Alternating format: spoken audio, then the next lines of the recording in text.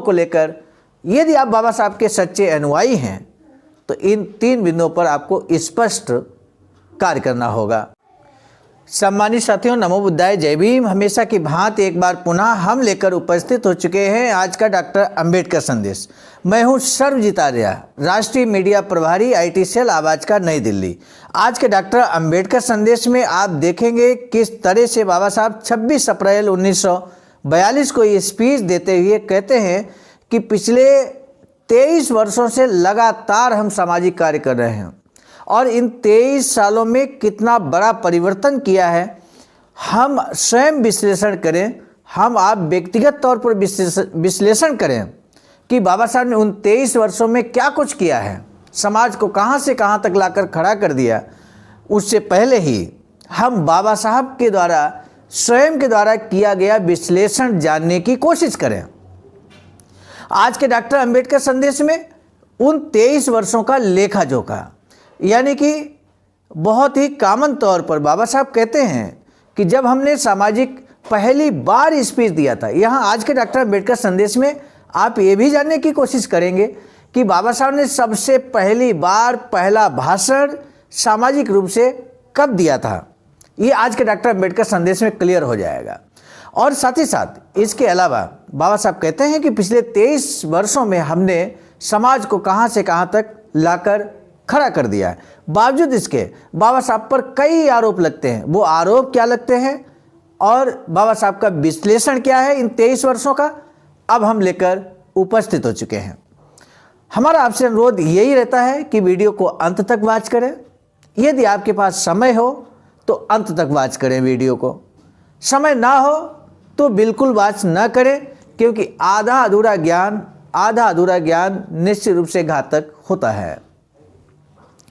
इसलिए सम्मानित साथियों, अब बिना विलंब के हम शुरू करेंगे आज का डॉक्टर अंबेडकर संदेश, जो कि प्रसारित किया जा रहा है स्थान Buddha Bodhisattva Ambedkar international centre BBAIC, Sarnath, Varanasi, राज्य उत्तर प्रदेश, देश भारत के सौजन्य से। विषय कोई और आकर आपको नहीं उबारेगा, अपने उद्धार के लिए खुद आपको ही कमर कसनी होगी। बाबा साहब का अगर ये आप विषय ही समझ लें, ये बाबा साहब का ही स्टेटमेंट का हिस्सा है, स्पीच का हिस्सा है मेरे साथियों, जिसमें बाबा साहब कहते हैं, और ये आज भी सत्य है, कल भी सत्य था, आने वाले युगों तक ये बात बाबा साहब की सच साबित होगी मेरे साथियों। ये एक तरह से यूनिवर्सल ट्रुथ है। बाबा साहब का जो विचार है, कोई और आपको नहीं उबारेगा, अपने उद्धार के लिए खुद आपको ही कमर कसनी होगी। ये संदेश है आज का। बाबा साहब डॉक्टर अंबेडकर संपूर्ण वाङ्मय खंड 39 से लेकर हम उपस्थित हुए हैं। पेज नंबर हम आपको बता दें, 345 से लेकर 347 तक। अपेक्षाकृत छोटा भाषण है आज का, ज़्यादा बड़ा नहीं है, और इसलिए हम फिर एक बार अनुरोध करेंगे कि अंबेडकर संदेश को अंत तक जरूर वॉच कीजिएगा। मुंबई, दिनांक 26 अप्रैल 1942 का ये स्पीच है। बाबा साहब कहते हैं कि सार्वजनिक कार्य की शुरुआत किए हुए आज मुझे 23 वर्ष बीत चुके हैं। 1920 में कोल्हापुर रियासत के मारगांव में सार्वजनिक सभा के अध्यक्ष के रूप में पहला भाषण दिया। बाबा साहब ने 1920 में कोल्हापुर रियासत के मारगांव में सार्वजनिक सभा के अध्यक्ष के रूप में पहला भाषण दिया था मेरे साथियों। तब से लेकर आज तक मैं सार्वजनिक काम करता रहा हूं। इन 23 सालों में मेरे सार्वजनिक काम को हम 3 हिस्सों में विभाजित कर देख सकते हैं। नंबर 1 सामाजिक, नंबर 2 धार्मिक, और नंबर 3 राजनीतिक। 3 तरह से बाबा साहब ने कार्य किया, धार्मिक, सामाजिक, धार्मिक और राजनीतिक। बहुत क्लियर कट यहाँ पर। और यदि आप बाबा साहब के पद चिन्हों पर चलना चाहते हैं तो निश्चित रूप से हम आज के डॉक्टर अंबेडकर संदेश से ये जरूर सीख लेंगे कि हमें सामाजिक, धार्मिक और राजनीतिक रूप से किसी तरह के भ्रम में नहीं रहना है। जब कोई आपसे पूछे कि आपका धार्मिक दृष्टिकोण क्या है, तो निश्चित रूप से आप गर्व के साथ कहें कि हम बौद्ध हैं। गर्व के साथ कहें, इसमें किसी तरह का भ्रम आपको ना रहे, किसी तरह का पूरे फुल कॉन्फिडेंस के साथ ये बात स्वीकार करें। राजनीतिक रूप से निश्चित रूप से अभी एक दो दिन पहले डॉक्टर अंबेडकर संदेश के माध्यम से मैंने पूछा था कि राजनीतिक रूप से बाबा साहब के पद चिन्हों पर चलने वाला इस भारत देश के अंदर कौन सा राजनीतिक दल है, तो 99% लोगों ने बीएसपी का नाम लिया था मेरे साथियों। बाद में कि आप क्या सोचते हैं इस बारे में, आपका भी किसी तरह का कंफ्यूजन नहीं रहना चाहिए इस मामले में। आप भी अपना रास्ता अख्तियार कर सकते हैं और हमें बता सकते हैं कि राजनीतिक दृष्टिकोण आपका क्या है। समाज को जगाने का कार्य, समाज के उत्थान का कार्य निरंतर आपको करना है। इन 3 बिंदुओं को लेकर यदि आप बाबा साहब के सच्चे अनुयायी हैं तो इन 3 बिंदुओं पर आपको स्पष्ट कार्य करना होगा। पहला, यहाँ सामाजिक क्रांति के बारे में 1920 साल पहले की सामाजिक स्थिति और आज की हमारी सामाजिक स्थिति के बारे में सोचें। आज की अर्थात 1942 की। तो ये कहने में कोई हर्ज नहीं कि हमने बहुत बड़ी सामाजिक क्रांति की है। क्या सामाजिक क्रांति की है? कौन सा जन जागरण का कार्य किया बाबा साहब ने? बाबा साहब स्वयं बताते मेरे साथियों। बाबा साहब कहते हैं कि पहले सब मरे जानवर का यानी मृत मांस खाया करते थे। उसमें किसी को कोई देयता महसूस नहीं होती थी, शर्म नहीं आती थी। लेकिन आज हम में से पढ़े लिखे लोग हों या अनपढ़ लोग हों, पुरुष हों या महिला हों, सबको इस बात का एहसास है कि हम जो पहले किया करते थे वो एक गलत था। हम जो पहले किया करते थे वो एक गलत था।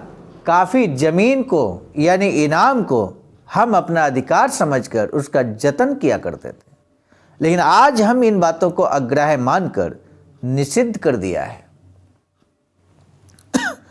मरे जानवरों को घसीटने की जिम्मेदारी अब ब्राह्मण मराठों पर आई है। मैं यह मनगढ़ंत बात नहीं, सच्चाई बता रहा हूं। रत्नागिरी जिले के महाड़ गांव में कृष्णा नामक एक महार था। वह वहां का कार्यकर्ता था। महाड़ के चबदार तालाब के सत्याग्रह आंदोलन के बाद वहां के एक ब्राह्मण की भैंस मर गई।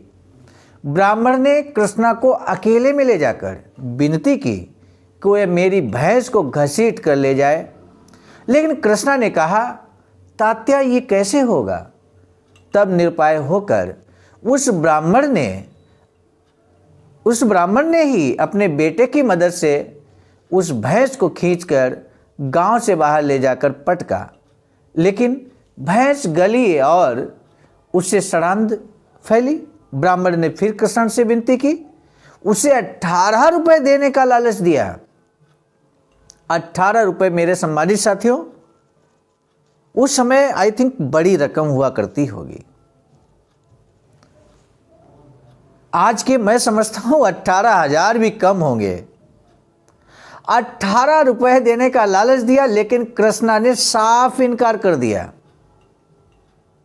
बाबा साहब कहते हैं कि उस ब्राह्मण को खुद भैंस को उसी हालत में खींच कर ले जाकर गांव से 3 मील की दूरी पर फेंकना पड़ा। इस उदाहरण से खुद के इंसान होने का, अपने में पुरुषार्थ होने का एहसास हम में से हर एक को हुआ है। क्या ये एक सामाजिक क्रांति नहीं है? बाबा साहब कहते हैं अर्थात ये एक सामाजिक क्रांति है। दूसरा, धार्मिक क्रांति। बाबा साहब कहते हैं कि कोई इस बात से इनकार नहीं कर सकता कि धार्मिक रूप से हमने जितनी क्रांति की है उतनी क्रांति अन्य किसी समाज ने नहीं की है। हिंदू धर्म में न्याय, नीति, समानता, बंधुत्व आदि पर जोर नहीं दिया गया है। इंसान को जलाने वाली कई सारी उपाधियां जरूर हैं। धर्म के नाम से हमारे लिए जो घातक था वह सब हम करते थे, लेकिन आज धार्मिक नज़रिए से हम जितने उज्जवल दिखाई देते हैं उतना कोई हिंदू समाज दिखाई नहीं देता। बाबा साहब कहते हैं कि मराठा, मंडारी आदि जातियों में होली के स्वांग आज भी धड़ल्ले से प्रचलित हैं। होली की बात हो रही है, होली आने वाली है, उसमें उन्हें आनंद और अभिमान महसूस होता है, लेकिन हमने ये सब त्याग दिया है। सोच कर देखिए सम्मानित साथियों, 1942 की बात बाबा साहब कहते हैं, और उस समय बाबा साहब कहते हैं कि हमने होली जैसे त्यौहार को मनाना बंद कर दिया है, हमारे समाज ने मनाना बंद कर दिया है, इन सब का त्याग कर दिया है। अब हम पहले की तरह भक्ति भाव से पोथी पुराण नहीं पढ़ते, हम में से मंत्र तंत्र साधु संत सब खत्म हो चुके हैं। इसीलिए हमारा समाज आज बिल्कुल साफ दिखाई देता है। राजनीतिक उन्नति अर्थात राजनीतिक क्रांति, तीसरा बिंदु, राजनीतिक उन्नति के बारे में भी यही हाल है। बेहद कम समय में हमने जितनी राजनीतिक उन्नति हासिल की है उतनी किसी अन्य समाज ने नहीं की है, ये बात सबको माननी पड़ेगी। सरकारी नौकरियां, म्यूनिसिपैलिटियां, डिस्ट्रिक्ट बोर्ड आदि सभी स्थानीय स्वराज संस्थाएं इस स्पृश्यों की हमेशा की जागीर बन गई थी। उनके सारे गलीज काम करने के लिए हम ही थे, हमारा कोई आदमी अधिकार के पद पर नहीं था। लेकिन आज ऐसी कोई स्थानीय स्वराज संस्था नहीं है जिसमें हमारे लोग नहीं हैं। 1940-42 की बात बाबा साहब कहते हैं, आज हम लोग 2024 की बात कर रहे हैं।